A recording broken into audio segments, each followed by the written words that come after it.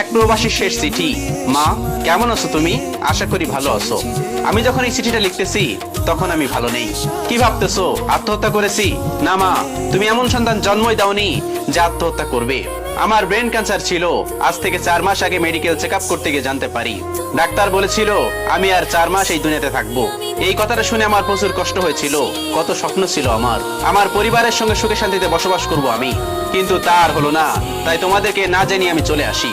ভেবেছিলাম জীবনের শেষ 4 মাস আমি আমার পরিবারের সঙ্গে হাসি মুখে কাটিয়ে দিব, কিন্তু বিশ্বাস করো মা, আমি যদি জানতাম আমি দেশে আসাতে তোমরা এতটা অসুখী, কোনোদিন আমি দেশে আসতাম না। যদি জানতাম আমি আমার আপনজন, কাছের মানুষ, প্রিয় মানুষদের থেকে এত অবহেলা পাবো, আমি কখনোই দেশে আসতাম না।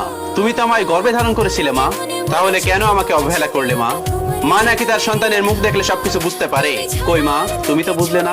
একটা দিনও আমার সঙ্গে মন খুলে কথা বললে না, আমাকে জিজ্ঞেস করলে না আমি কেমন আছি। জানো মা, তোমার হাতে খাবার খাওয়া আমার অনেক ইচ্ছা ছিল, কিন্তু তোমার ওই 3 মাসে একদিনও আমার সঙ্গে বসে খাবার খাও নাই। তোমরা আমার খাবার ঘরে দিয়ে আসতে, আমাকে একবারও বললে না বাবা আয় আজকে আমাদের সঙ্গে বসে খাও।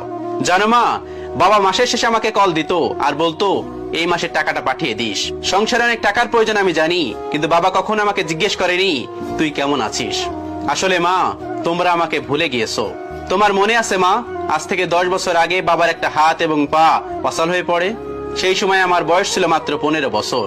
সেই থেকে সংসারের হাল ধরতে হয়েছে। মানুষের জমিতে কাজ করতাম, মাটি কেটেছি। তুমি বলতে বাবা তুই একদিন অনেক বড় হবি।